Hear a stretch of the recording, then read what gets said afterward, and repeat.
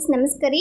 ಯಾವುದೇ ಥರದ ಜಾಮೂನ್ ಮಿಕ್ಸ್ ಅಥವಾ ಮಾವ ಬಳಸದೆ ಒಂದು ಸೂಪರ್ ಸಾಫ್ಟ್ ಆದ ಜಾಮೂನನ್ನು ಹೇಗೆ ಮಾಡೋದಂತ ಹೇಳಿ ನೋಡೋಣ. ಕೇವಲ ಒಂದೇ ಒಂದು ಕಪ್ ರವೆಯಿಂದ ತುಂಬ ಸಾಫ್ಟಾಗಿ ತುಂಬ ಸುಲಭವಾಗಿ ಈ ಜಾಮೂನನ್ನು ಮಾಡ್ಕೊಳ್ಬೋದು. ಇದನ್ನು ಹೇಗೆ ಮಾಡೋದು ಅಂತ ಹೇಳಿ ನೋಡೋದಕ್ಕಿಂತ ಮುಂಚೆ ಚಾನಲ್ಗೆ ಸಬ್ಸ್ಕ್ರೈಬ್ ಆಗಿ. ಇವಾಗ ಮಾಡೋದನ್ನು ನೋಡೋಣ.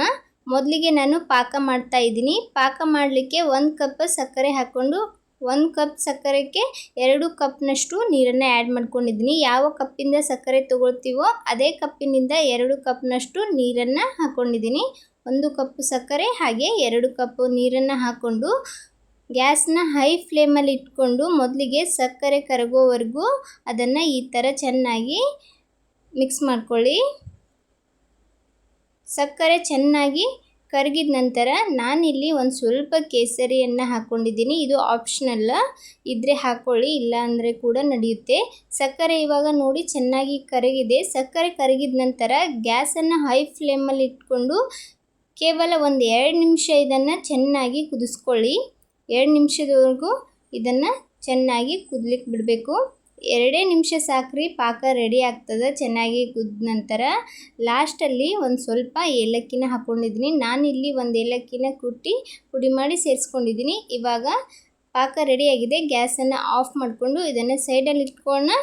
ಒಂದು ಪಾತ್ರೆಗೆ 1-2 ಚಮಚದಷ್ಟು ತುಪ್ಪ ಹಾಕ್ಕೊಂಡಿದ್ದೀನಿ. ತುಪ್ಪ ಹಾಕ್ಕೊಂಡು 1 ಕಪ್ನಷ್ಟು ರವೆ ತೊಗೊಂಡಿದ್ದೀನಿ. ನಾನು ಯಾವ ಕಪ್ಪಿಂದ ಸಕ್ಕರೆ ಹಾಕ್ಕೊಂಡಿದ್ನೋ ಅದೇ ಅಳತೆಯಲ್ಲಿ ನಾನು 1 ಕಪ್ನಷ್ಟು ರವೆಯನ್ನು ತೊಗೊಂಡಿದ್ದೀನಿ. ಸಣ್ಣ ರವೆ ಬರುತ್ತಲ್ಲ, ಚಿರೋಟಿ ರವೆ, ಆ ರವೆ ತೊಗೊಂಡಿದ್ದೀನಿ. ರವೆ ಹಾಕ್ಕೊಂಡು ಇದನ್ನು ಚೆನ್ನಾಗಿ ಸ್ವಲ್ಪ ಹೊತ್ತು ಹುರ್ಕೊಳ್ಳೋಣ. ಅದರಲ್ಲಿರುವ ಘಮ ಬರಬೇಕು, ಅಲ್ಲಿಯವರೆಗೂ ಇದನ್ನು ಚೆನ್ನಾಗಿ ಸ್ವಲ್ಪ ಹೊತ್ತು ಹುರ್ಕೋಬೇಕಾಗ್ತದೆ. ಪೂರ್ತಿ ಕಲರ್ ಚೇಂಜ್ ಆಗೋವರೆಗೂ ಏನು ಹುರಿಯೋದಕ್ಕೆ ಹೋಗಬೇಡಿ. ಒಂದು ಸ್ವಲ್ಪ ಹೊತ್ತು ಇದನ್ನು ಹುರಿದ್ರೆ ಸಾಕಾಗ್ತದೆ. Colour change ಆಗಬೇಕಂತೇನಿಲ್ಲ.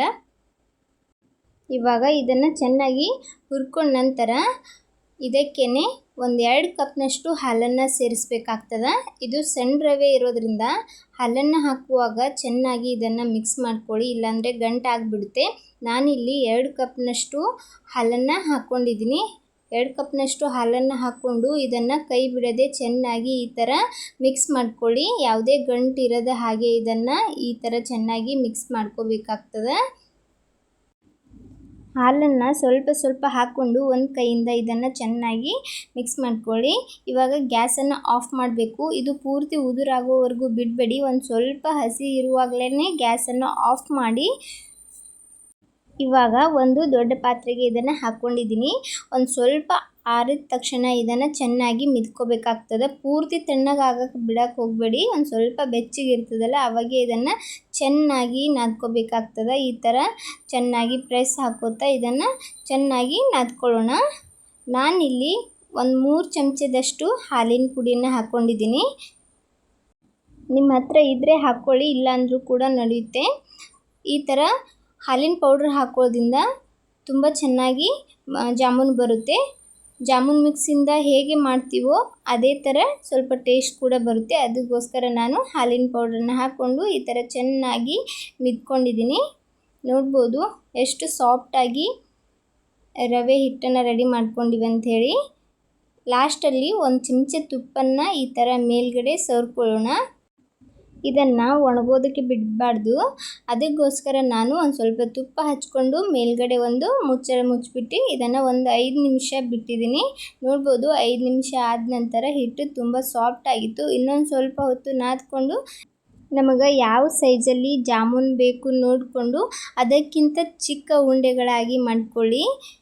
ನಾನಿಲ್ಲಿ ಎಲ್ಲನೂ ಈ ಥರ ಮೊದಲಿಗೆ ಉಂಡೆಗಳಾಗಿ ಮಾಡಿಟ್ಕೊಳ್ತೀನಿ. ನಾನಿಲ್ಲಿ ಇದನ್ನು ಈ ಥರ ಸ್ವಲ್ಪ ಫ್ಲ್ಯಾಟಾಗಿ ಮಾಡ್ಕೋತಾ ಇದ್ದೀನಿ. ಈ ಥರ ಮಾಡೋದ್ರಿಂದ ಕ್ರ್ಯಾಕ್ನೂ ಸಹ ಆಗೋದಿಲ್ಲ. ನೋಡ್ಬೋದು ಎಲ್ಲಿನೂ ಒಂದು ಕ್ರ್ಯಾಕ್ನೂ ಇರಬಾರ್ದು. ಆ ಥರ ಇದು ಚೆನ್ನಾಗಿ ಉಂಡೆಗಳನ್ನು ಮಾಡಿಟ್ಕೋಬೇಕು. ನಾನಿಲ್ಲಿ ಎಲ್ಲ ಉಂಡೆಗಳನ್ನು ಈ ಥರ ಮಾಡಿಟ್ಕೊಂಡಿದ್ದೀನಿ, ಎಲ್ಲಿನೂ ಒಂದು ಕ್ರ್ಯಾಕ್ ಇಲ್ಲದ ಹಾಗೆ. ಈ ಕಡೆ ಎಣ್ಣೆನೂ ಸಹ ಕಾಯ್ಲಿಕ್ಕೆ ಇಟ್ಕೊಂಡಿದ್ದೆ. ಎಣ್ಣೆನೂ ಚೆನ್ನಾಗಿ ಕಾಯ್ದಿತ್ತು. ಅದಕ್ಕೆ ನಾನು ಮಾಡಿಟ್ಟಿರುವಂತಹ ಜಾಮೂನನ್ನು ಹಾಕ್ಕೊಂಡಿದ್ದೀನಿ. ಹಾಕಿದ ಕೂಡಲೇ ಅದನ್ನು ಮುಟ್ಟೋದಕ್ಕೆ ಹೋಗಬೇಡಿ. ಈ ಥರ ಸೈಡಲ್ಲಿ ಒಂದು ಚಮಚೆ ಸಹಾಯದಿಂದ ಎಣ್ಣೆಯನ್ನು ಅಲ್ಲಾಡಿಸ್ತಾ ಇರಿ. ಎಣ್ಣೆ ಚೆನ್ನಾಗಿ ಈ ಥರ ಅಲ್ಲಾಡಿಸಿರೋದ್ರಿಂದ ಅದನ್ನು ಸಹ ಸ್ವಲ್ಪ ಎಲ್ಲ ಕಡೆ ಚೆನ್ನಾಗಿ ಫ್ರೈ ಆಗ್ತದೆ. ತಾನಾಗೆ ಮೇಲೆ ತೇಲ್ತಾ ಬರ್ತದೆ.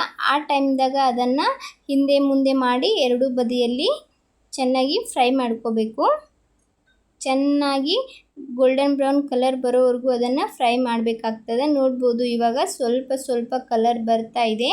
ಮೀಡಿಯಮ್ ಫ್ಲೇಮಲ್ಲಿ ಇದನ್ನು ಫ್ರೈ ಮಾಡ್ತಾ ಹೋದಂಗೆ ಈ ಥರ ಕಲರ್ ಬರ್ತದೆ. ಸ್ವಲ್ಪ ಡಾರ್ಕಾಗಿ ಇದನ್ನು ಫ್ರೈ ಮಾಡ್ಕೊಳ್ಳಿ. ಕಲರ್ ಸ್ವಲ್ಪ ಡಾರ್ಕ್ ಬರೋ ಹಾಗೇ ಫ್ರೈ ಮಾಡ್ಕೊಳ್ಳಿ. ನೋಡ್ಬೋದು ಕಲರ್ ಇವಾಗ ಚೆನ್ನಾಗಿ ಬಂದಿದೆ.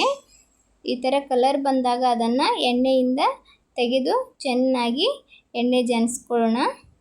ನೋಡ್ಬೋದು ಒಂದೂ ಸಹ ಎಲ್ಲಿ ಕ್ರ್ಯಾಕ್ ಆಗಿಲ್ಲ, ಚೆನ್ನಾಗಿ ಪ್ಲೇನ್ ಆಗಿಯೇ ಇದೆ.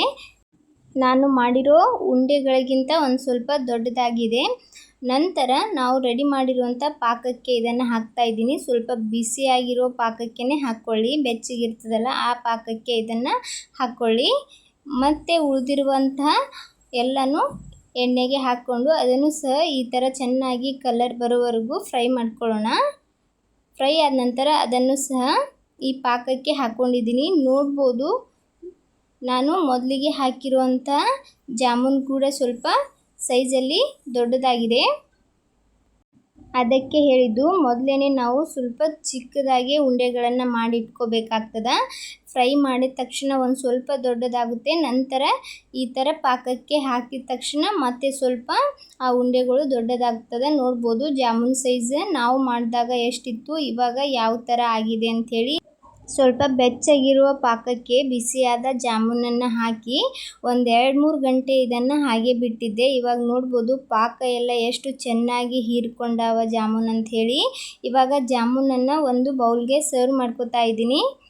ನೋಡಿ ಕಲರ್ ಕೂಡ ಎಷ್ಟು ಚೆನ್ನಾಗಿ ಬಂದಿದೆ ಅಂಥೇಳಿ. ತುಂಬ ಚೆನ್ನಾಗಿ ಬರ್ತದೆ. ನೀವು ಸಹ ಒಮ್ಮೆ ಟ್ರೈ ಮಾಡಿ. ಜಾಮೂನ್ ಮಿಕ್ಸಿಂದ ಯಾವ ಥರ ಜಾಮೂನನ್ನು ಮಾಡ್ಕೊಳ್ತೀವಿ ಅದೇ ಥರ ಈ ಜಾಮೂನ್ ಸಹ ಬರುತ್ತೆ. ಟೇಸ್ಟು ಕೂಡ ಹಾಗೆ ಇರ್ತದೆ. ಪಕ್ಕ ಟ್ರೈ ಮಾಡಿ. ಹಾಲಿನ ಪುಡಿ ಯೂಸ್ ಮಾಡೋದ್ರಿಂದ ಟೇಸ್ಟ್ನು ಕೂಡ ಅದೇ ಥರ ಇರ್ತದೆ. ಇವಾಗ ನಾನಿಲ್ಲಿ ನಿಮಗೆ ಒಂದು ಜಾಮೂನನ್ನು ತೋರಿಸ್ತಾ ಇದ್ದೀನಿ. ಒಳಗಡೆ ಯಾವ ಥರ ಚೆನ್ನಾಗಿ ಬೆಂದಿದೆ ಅಂಥೇಳಿ.